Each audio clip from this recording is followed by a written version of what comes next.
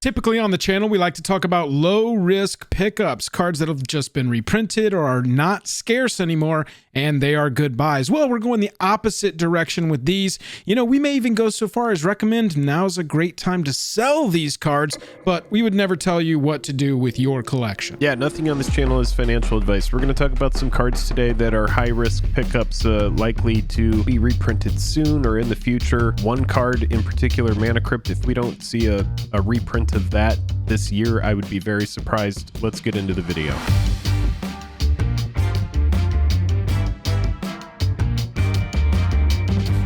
Highest level of gratitude to our patrons who power the channel through Patreon. Check out the Patreon link in the description to learn about monthly giveaways, VIP Discord access, and even our official playmat. Hello and welcome to the day. I'm Joel, that's Jake. Let's start with Inexorable Tide, Jake. This is a card that is very simply explained. It's only ever been printed in Scars of Mirrodin and Modern Masters 2015. We just had a set come out that was completely focused on Phyrexia and reintroduced poison in a different way, but poison counters on players nonetheless. And this card exists in Commander to kill people who have one poison counter on them. This is only like a $12 card right now, but the thing is recently it has had a big spike because of all the hype around the set. And so I would be checking to see if you had any Inexorable Tides sitting around that you weren't using. At the very least, I'd wait for hype to die down to pick this up for your Infect deck. I'm back here looking at its price back in June of 2012, and it was a 30-cent card. It's like 39 cents for a long time, all the way from 2012, probably all the way from when this set came out, because it was so big and Commander was kind of in its infancy, and hint, Atraxa did not exist. So from 2012 all the way up to 2016, finally in 2016 and late 2017, the card went from like 30 cents to 70 cents. And then it finally broke above $1 and became a $2 card around Kaladesh and Amonkhet. And then it really had an uptick at War of the Spark. And then it's pretty much been a card ever since then. But Atraxa really put this card on the map. And yeah, I wouldn't be surprised if we get a reprint of it soon. It's one of those cards that seems like it would at least pop up on the list at some point. Seems like a good list target. Yeah. Possibly a secret lair target as well. Right. Yeah, it's not super expensive. We definitely get over $200 on this list. But at $12, this is one that is just hype priced right now, so I'd be patient on it or try and flip the extra copies you got. I have a card that has 4 printings, originally coming to us in Commander 2011, Homeward Path. One of these cards that floats for 1 generic mana, comes into play untapped, and then has a big ability as well.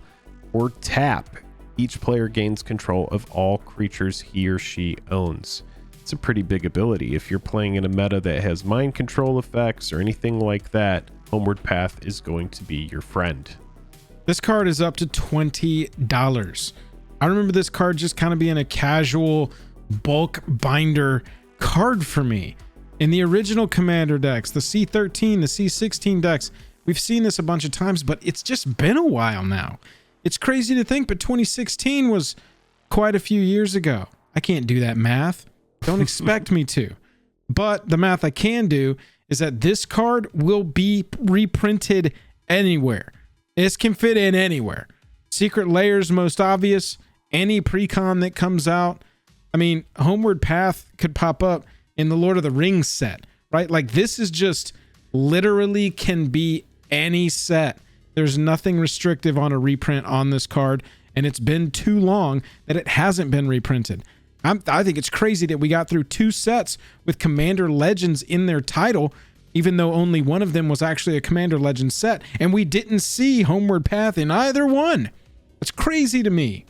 This is one right now where I think it's at a critical mass. Apparently, they want to protect the reprint equity of this one for some reason, even though it's an effect that, I mean, it's not that wild, right? It hoses a strategy that's jerky to deal with in the first place. You know, this can just pop up.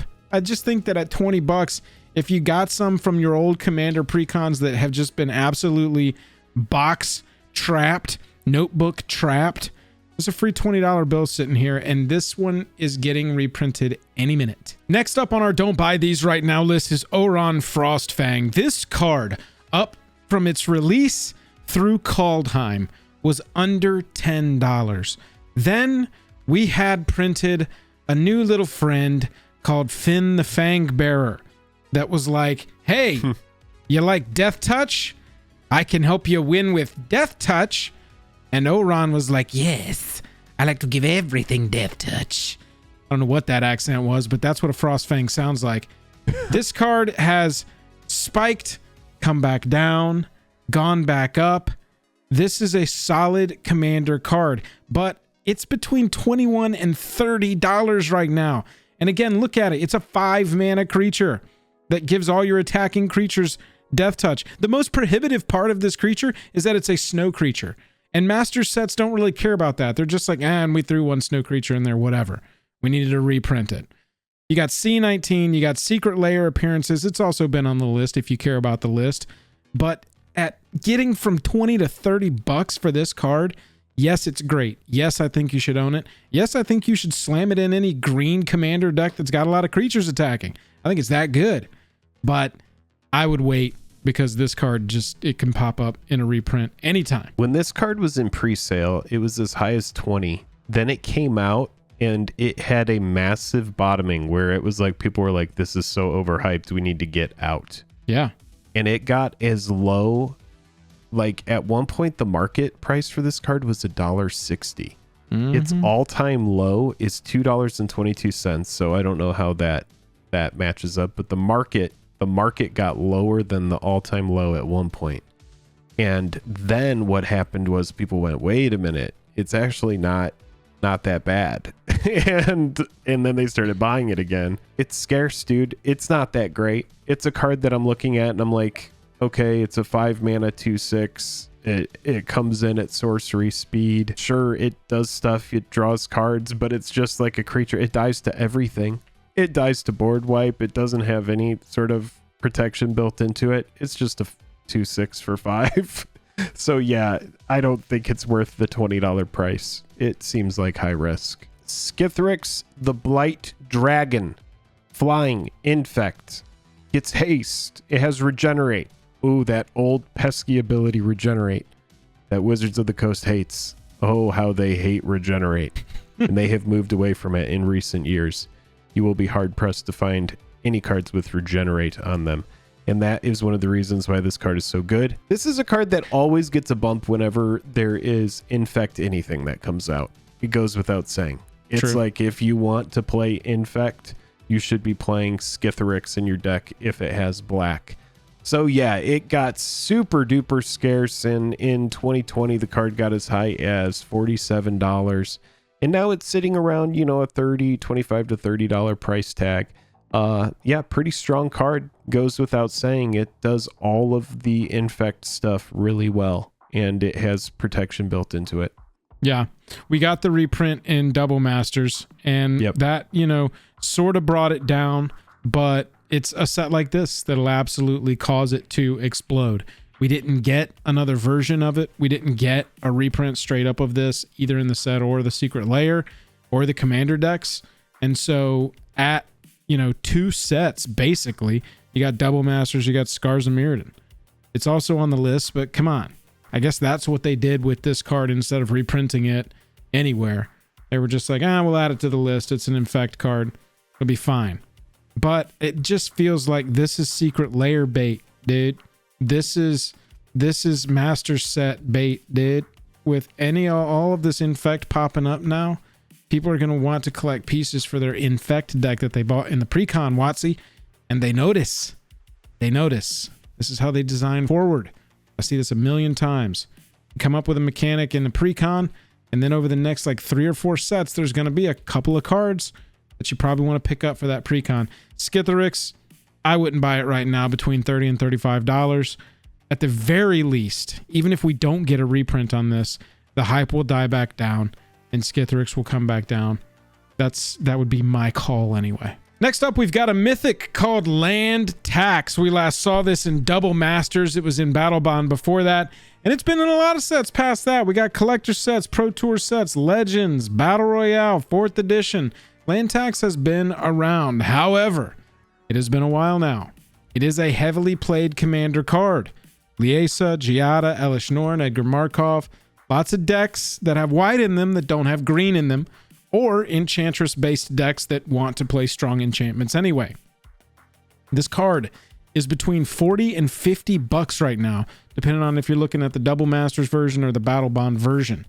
I feel like, and Jake, you can tell me if you agree with this, this is the sort of mythic that they would seed into a set as a grouping of maybe 3 mythics, 4 mythics, that would be the draws to that set, but then the tank would happen on the price after that. Yeah, probably. It's a Masters set card, or you can see what they did with Battle Bond here. Yeah, it was at the helm of a set, so it would have been one of the Chase Mythics in a set that didn't have, let's say, quotations, master set prices, right? For sure. Like Battle Bond was a great set, but it wasn't like premium set price. Yeah, I mean, you got Land Tax, Doubling Season. They had both those in this set. They were trying to push it. 2018. So that was before they went super hard on variants and stuff. Right. This to me seems like a good inclusion in like a Double Masters type set, something like that, where it's already overpriced. We know it's overpriced, and then it just gets lumped in with a big group of mythics. Or yeah, it goes in something like Battle Bond, which is going to be a set that's going to be a little bit more expensive than regular drafts or set packs. Yeah. And it's going to be one of a small set of mythics, like you were saying. You know what we should do? We should talk about another card from Double Masters, Darksteel Forge. Last time printed in Double Masters, this card made its debut in, do you want to guess? Darksteel. Nailed it. It was in Darksteel. They originally said printed the at name Rare in the card. in the card, and then again in Plane Chase. This card was printed at Rare, but then in Magic 2014 upshifted to Mythic, and then the next time it would become printed would be Double Masters. And so it's been a minute since OG Double Masters came out, and it's essentially like the big heavy duty artifact that you want at the top of a heavy artifact deck, right? You want to make sure that your artifacts don't get destroyed. You don't want to get a Vandal Blast against you and all of your artifacts go, oh no, I'm so sad, what happened? So Darksteel Forge is the card that you want to have. It by default makes it self-indestructible, so it has its own built-in protection. You would essentially have to exile it with something like a Revoke Existence, something like that. But yeah, this is a very powerful card, insanely powerful artifact, and it's funny because we've actually just been talking about this card in a couple of recent videos and shorts, especially around Mycosynth Gardens. This would be one of the artifacts that you would maybe want to replicate in response to a Revoke Existence. You would be like, well, in response, Mycosynth Gardens, I'm going to make another Darksteel Forge, and then the OG gets exiled. So yeah, this is it's a great card, very strong. At $45, the cheapest version is the M14 version. You also got the Double Masters. It's very similarly priced. I, like many people, thought we were going to see a reprint of this around Brothers War. Really, any product, the secret layers, the precons, the set itself, some special inclusion, you know, like with the retro frame artifacts set within the set. There were lots of opportunities. So it was a very specific choice. And mark my words, we're going to see, this is the one on the list that I feel like we're going to see, I feel the strongest we're going to see it soon, within a year. Because this card synergizes too well with all the precons and all the cards that just came out with Brothers War. And so I know that people are going to be wanting to shell out some dimes, maybe a couple nickels, to go and get a copy of this card. And at $45 right now, the price, it's going to stay mythic. They've made it very clear. This is a card that we're protecting the equity of, so mythic. But Jake, if it's in the right set and it's not just like popping up in a secret lair for some ridiculous reason, it'll have 4 versions of it. We'll get the hardened steel texture treatment, and we'll get the schematic retro rainbow foils, and we'll get the, you know, Licked If it comes by out Mark a set, gets Rosewater. 4 versions, it's going to lose half its price overnight for sure. Easy, dude. It'll so just easy. lose half it. Yeah, it's a good splashy card, but look how niche it is. For sure. It's a 9 mana artifact. Absolutely. It is propped up by scarcity. 7 and 8 on our list, we're just going to kind of handle together. We've covered these in other videos. We've said, man, these cards really need a reprint. And now we're saying, just once again, starting off the first Don't Buy These video of the year by saying Deflecting SWAT and Fierce Guardianship are going to get reprinted at some point. They're both like $70 at this point. That is like twice the cost of the pre-con when it came out. So they're desirable. That's proven. They are scarce. That's obvious. And we're going to see them again. It has to be soon, right? These are from C20. We're 3 years out from that. We start looking at those sets. You know, how far are we out from Double Masters? The first one. Jake said it. It's another card from Double Masters, the ones that we've already looked at. That far away from a set is when we start going, all right, all these prices have creeped back up. Are we going to see reprints of these? Deflecting SWAT, Fierce Guardianship, they are wildly powerful. They're very played. They've only ever appeared in C20, and they're both like $70. So again, do not buy these right now. I think that we're going to get an opportunity to buy real copies of these before, you know, another year or two pass. I'll say this as well. Deadly Rollick, $40. Flawless Maneuver. This is the white free spell. Came out of, shout out to Jarena, who sits on shelves. $10 card that came out of that pre-con deck.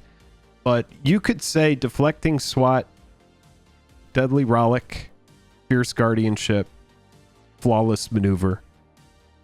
Shout out to the green one. R.I.P. The 4 are all really strong, and I would say especially the Grixis ones, Deflecting SWAT, Fierce Guardianship, and Deadly Rollick. Yeah, those are all high reprint targets. They're gonna have to find a spot for these. I bet they get upshifted to Mythic, quite honestly, but I hope they don't, but they're free, right? Right. And it's a free negate. Right. It's just like if you have your commander, we were just talking about Ovika, right? Right. If you have a 7 cost commander that comes out, you want to have something like this, something like a force. That way you're able to protect a high cost commander. Yeah, I mean, it's absolutely absurd that, you know, this cycle of cards, they had to know how pushed this would be. For sure. Right? Oh, yeah. You have to know how pushed this cycle is. So, yeah. They had to move them. They got to create those killer cards in there sometimes.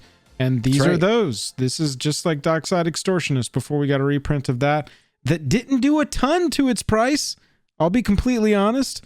And so if they handle these the same way, where they just upshift them, shove them into some product, don't give them a lot of variance, then we're not going to get those base level copies that get slammed down. However, my opinion on these is still firm. Proxy these. Do not buy these right now. If you have these, it's maybe a good flip. Go get some value in trade of some lower cards. Wait until you get another version of this popping up. Pick that one up. Save some money. Get some other cards. Just our thoughts on our C20 ridiculous spells. Yeah, free is free, and players like free. If you can do something for, casting a card using life, you'll see people play cards where you sacrifice lands in order to get around a casting cost. Force of Will is the kind of card where you have to exile a card from your hand in order to use it for free. This one's pretty basic. This one's just like, have a commander. Yeah. And we've said it before, but it is relevant that the word commander is on here. This isn't as, I was saying we can get Ohran Frostfang reprinted literally anywhere. Land tax, literally anywhere. A card that says commander on it, Homeward Path, exactly. A card that says commander on it is a little bit harder to reprint, but it's got to pop up some point. It's going to be used to push a set at some point. Well, this next one is an oldie and a goodie. It recently got a reprint on the list. You could get the Tempest version. pretty crazy. This card was originally an uncommon, if you can believe it. Ancient Tomb. It just simply taps to add 2 generic mana, and when you do this, you're going to deal 2 damage to yourself. It's a Temple of the False God that you don't have to wait for. You get it early at the expense of life. This is for people that really just want to power stuff out really fast, and they don't care about the damage that it's going to deal. It's Ancient Tomb. Yeah, you're going to play this when you're trying to win by turn 5, and 2 damage to your life total is nothing. $80 to $100 to pick this up right now. Ultimate Masters, it was a big draw of a card in there. You got the Zendikar Rising Expedition for about that $100 mark, and then you just go up from there for the older and more collectible versions. Even for that $80 Ultimate Masters cheapest version that you can pick up right now, I don't think that this is a great pickup. I think that they left it at rare for Ultimate Masters. That doesn't really indicate to me that they're interested in upshifting it to Mythic to really put the, brakes on its price. So the next set that we see that contains this, and look at it, there's nothing on here that's reprint prohibitive. Just like I was talking about Fierce Guardianship, versus Homeward Path. An Ultimate set, a Master set, boom, this is in it. No problem. So we see this price go down. We will as soon as we get a reprint of it. This reminds me of years ago when I found that old collection online, and there were just like 3 or 4 Ancient Tombs from Tempest in it. And it's just, man, back then you just had no idea how powerful it was. But Commander really gave life to cards like this. Now it is a card that is wanted in Legacy and other lists as well, but it is just really pushed by Commander, just being able to get something out early. All right, we're going to wrap this list out on Mana Crypt. If you've never heard of it, it's really good. A lot of people are scared by the deals 3 damage to you, but don't let that deter you. It's powerful. $200 is about as cheap as you're going to get this. Last seen in Double Masters, it got down into the 80-90 range for a little while, and you should have been picking it up then. They control the reprint equity of this heavily. They will use this card. It could almost by itself sell a set. And so, we're going to see it at some point soon. I remember when this got printed into Mystery Boosters Retail Edition, and those boxes were like, oh my God, they were like $80 to $100. And it was such a great time to get Mana Crypt. Double Masters was the last time that we got the reprint of this card. And that is kind of before we went into the variant world, right? Because we got Double Masters VIP, which if they knew where they wanted to be, which is where they are now, that product would have been called Double Masters Collector Booster, and it would have had a different execution than last time. But what that also means is that we would have got more variants of this. Instead of just the foil Mana Crypt and the alternate art Mana Crypt and the regular Mana Crypt, we would be getting probably an etched version. We would maybe be getting an extended version or something like that. There would have been more versions, and possibly the price could have gone down a little bit more. My goal with this card would be to acquire it at the $100-ish spot. I don't really want to pay more than that for it. So yeah, it needs a reprint before I want to touch it. All of mine are gone. This is one of those cards where when I have multiple copies, it's one of the first things I look to move because it always has high liquidity, which means people are always looking for it. They're always trying to acquire a Mana Crypt. Well, so and the price line shows it. It's getting down into the 70s and 80s when it gets reprinted, but inevitably, a few years later, it's back up to $200. All soaked up. Because you have people that are like, well, they know it's good, so they're like, well, I have one for this deck, but I might as well get another one while it's cheap because I like running it in this other deck and I don't want to switch it between the two. So you have players like those, and then you have players that are just like, well, buy them when they're cheap because I'm going to flip them when they're high. So you have players like that just know the liquidity of it. For me, it's like I'll get lucky and I'll open them, and then whenever I need to sell a card or something like that, it's one of the first cards I go to because I'm like, well, I do less work. I'm selling one card and I know that it's going to move for like around 150 to 200 bucks. So yeah, it's a strong card, and it is definitely not something that I'm buying right now. Mana Crypt is one of those cards that is 1,000,000% going to push a set. It's 1,000,000% going to be reprinted, and I would not be surprised if it is reprinted this year in 2023 as one of the big cards to help move aside. Yeah, I could see that. Those are our picks for don't buy these right now. I want to tell you about another video we've got. It's called Great Pickups. We posted it earlier in the year. You should go check it out. It has some cards that we would buy right now. Some stuff at all-time lows that could be excellent cards to grab for your collection while they are at that low before they creep back up like Mana Crypt has. If you like the video, if you think it offered you any value at all, even some entertainment value, clicking that subscribe button is the quickest and freest way to make our day. Make sure to drink water. Bye.